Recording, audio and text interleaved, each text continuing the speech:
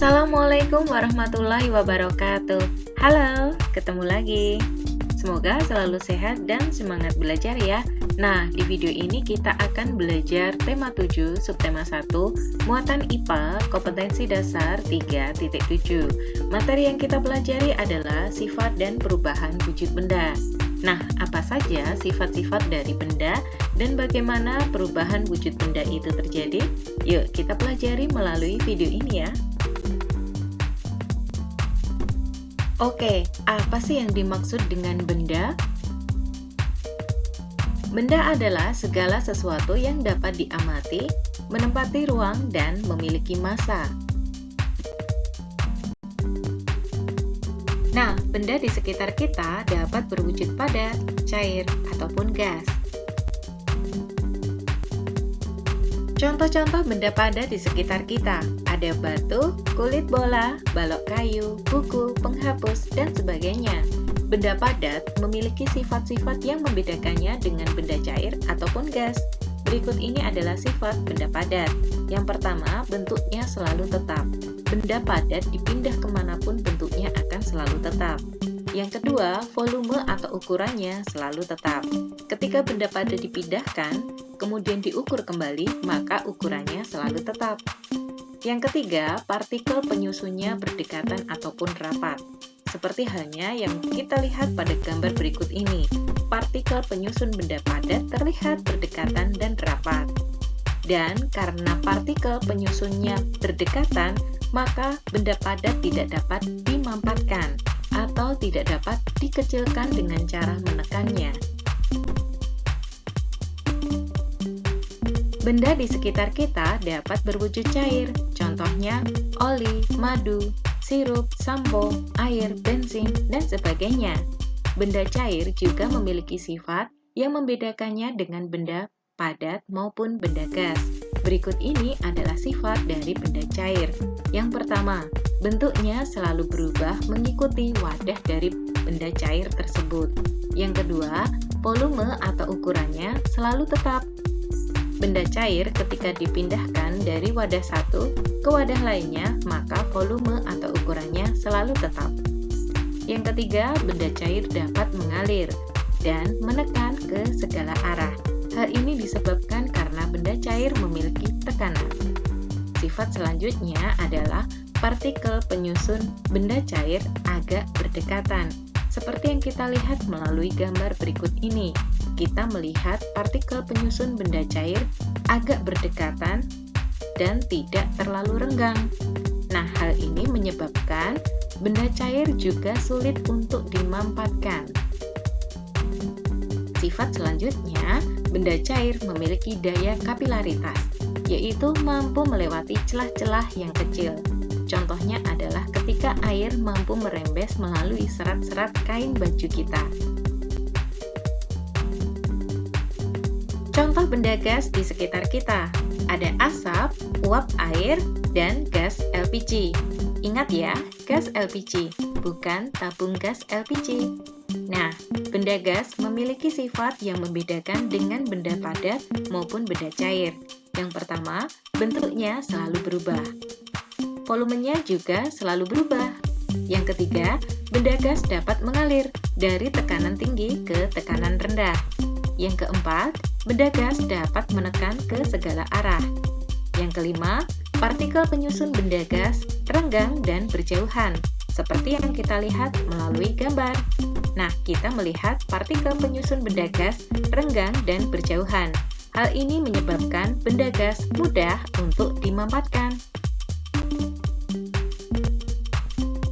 Nah, benda di sekitar kita dapat mengalami perubahan, baik perubahan yang bersifat tetap maupun perubahan yang bersifat sementara. Contohnya adalah roti yang berjamur, besi yang berkarat, kertas yang terbakar dan menjadi abu, es batu yang mencair, air yang membeku, ataupun peristiwa daur air. Melalui contoh-contoh sebelumnya, kita mengetahui bahwa benda dapat berubah sifatnya, dapat berubah secara tetap maupun sementara. Perubahan sifat benda yang tetap kita sebut sebagai perubahan kimia, yaitu perubahan sifat benda yang tidak dapat kembali ke sifatnya semula. Contohnya besi berkarat, pembusukan, kertas dibakar menjadi abu, nasi diolah menjadi bubur, fermentasi singkong menjadi tape, dan lain-lainnya. Ada pula perubahan sifat benda yang sementara, kita sebut sebagai perubahan fisika, yaitu perubahan sifat benda yang dapat kembali ke sifatnya semula. Contohnya mencair, membeku, menguap, menyublim, mengembun, mengkristal, serta terjadinya daur air. Oke, kenapa sih benda dapat berubah sifatnya? Nah, berikut ini adalah faktor-faktor yang mempengaruhi atau menyebabkan perubahan sifat benda. Yang pertama, perubahan suhu benda, baik itu kenaikan maupun penurunan suhu benda. Adanya interaksi dengan zat lainnya, misalnya adalah api pada proses pembakaran, kemudian peristiwa pembusukan oleh jamur dan bakteri, dan ada pula karena disebabkan percampuran dengan air. Nah, dari pemaparan sebelumnya kita mengetahui bahwa benda dapat mengalami perubahan sifat, baik itu tetap maupun sementara. Nah, perubahan sementara kita namakan sebagai perubahan fisika. Oke, benda di sekitar kita dapat berwujud padat, cair, ataupun gas. Benda-benda tersebut dapat mengalami perubahan wujud ke wujud lainnya, kemudian kembali lagi ke wujudnya yang semula. Nah, contohnya adalah benda padat yang dapat berubah wujud menjadi benda cair. Perubahan tersebut kita namakan sebagai mencair. Benda cair dapat berubah wujud menjadi benda gas. Perubahan tersebut kita namakan sebagai menguap. Dan selanjutnya, benda padat dapat berubah wujud menjadi benda gas. Perubahan tersebut kita namakan sebagai menyublim. Nah, sebaliknya, benda cair dapat kembali lagi berubah wujud menjadi benda padat. Perubahan tersebut kita namakan sebagai membeku. Benda gas dapat berubah wujud menjadi benda cair. Perubahan tersebut kita namakan sebagai mengembun. Dan yang terakhir, benda gas dapat berubah wujud kembali menjadi benda padat. Perubahan tersebut kita namakan sebagai mengkristal atau menghablur. Oke, perubahan-perubahan wujud benda tersebut terjadi karena adanya kalor. Nah, perubahan wujud benda yang dikarenakan benda tersebut menyerap atau menerima kalor atau panas adalah mencair, menguap, dan menyublim. Sedangkan perubahan wujud benda yang disebabkan karena benda kehilangan panas atau kalor dan mengalami pendinginan adalah membeku, mengembun, dan mengkristal atau menghablur. Oke, yuk kita ingat kembali perubahan wujud dari penjelasan sebelumnya. Yang pertama adalah mencair, yaitu perubahan wujud benda dari padat menjadi cair. Yang kedua, menguap, merupakan perubahan wujud benda dari cair menjadi gas. Yang ketiga, menyublim. Menyublim adalah perubahan wujud benda dari padat menjadi gas. Yang keempat adalah membeku, yaitu perubahan wujud benda dari cair menjadi padat. Yang kelima adalah mengembun, merupakan perubahan wujud benda dari gas menjadi cair. Dan yang terakhir adalah mengkristal, atau yang disebut pula sebagai menghablur, merupakan perubahan wujud benda dari gas menjadi padat. Berikut ini adalah contoh peristiwa mencair dalam kehidupan kita sehari-hari. Ada es krim mencair saat terkena panas, aspal dicairkan sebelum digunakan, mentega meleleh saat dipanaskan dengan api kompor, sebagian lilin meleleh saat terkena panas dari api, coklat batangan dilelehkan sebelum dicetak kembali, dan logam dilelehkan sebelum dicetak menjadi barang lainnya. Peristiwa mencair terjadi karena benda menerima panas ataupun kalor. Contoh peristiwa menguap atau perubahan wujud benda cair menjadi benda gas. baju basah dijemur menjadi kering. Hal ini dikarenakan air pada baju basah akan menguap karena terkena panas matahari, sehingga baju menjadi kering. Contoh kedua, dalam siklus air di bumi menguap karena terkena panas matahari. Contoh ketiga, saat mendidihkan air, sebagian air berubah wujud menjadi uap air. Contoh keempat, peristiwa menyemprotkan parfum. Nah, kita mengetahui bahwa zat cair berupa parfum akan berubah wujud menjadi uap. Nah, hal itu terbukti saat kita mencium aroma wangi dari parfum. Kemudian, contoh selanjutnya adalah proses pembuatan garam dari air laut. Air laut menguap karena terkena panas dari matahari, sehingga menyisakan kristal-kristal garam. Nah, peristiwa menguap terjadi karena benda mendapatkan kalor ataupun panas.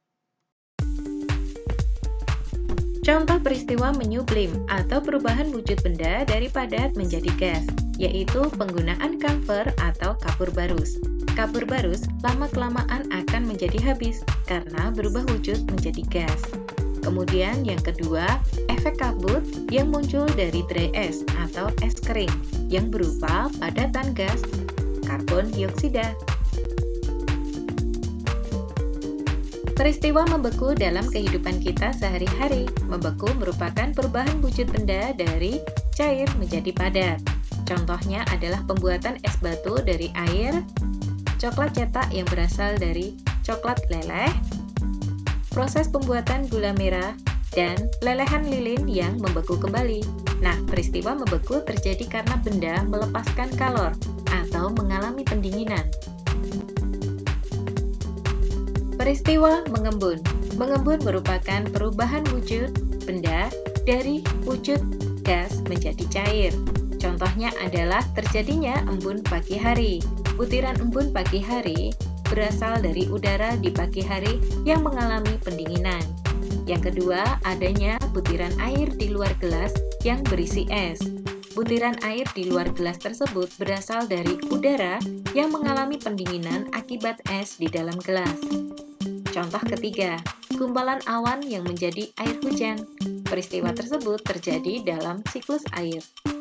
Contoh keempat, kaca di dalam mobil menjadi basah saat hujan sedang berlangsung. Hal ini disebabkan karena udara di dalam mobil mengalami pendinginan. Dan contoh yang kelima, adanya butiran air di permukaan dalam tutup gelas yang berisi air panas. Butiran air di permukaan dalam tutup gelas tersebut berasal dari uap air panas yang telah melepaskan kalor. Nah, peristiwa mengembun terjadi karena benda melepaskan kalor atau mengalami pendinginan.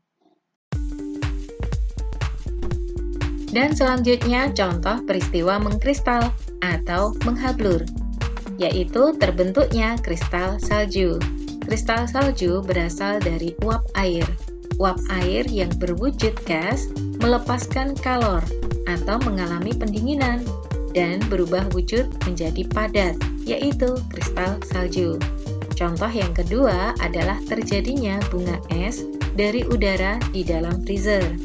Udara yang berwujud gas melepaskan kalor dan mengalami perubahan wujud menjadi benda padat, yaitu bunga es. Nah, kita sudah selesai belajar. See you. Wassalamualaikum warahmatullahi wabarakatuh.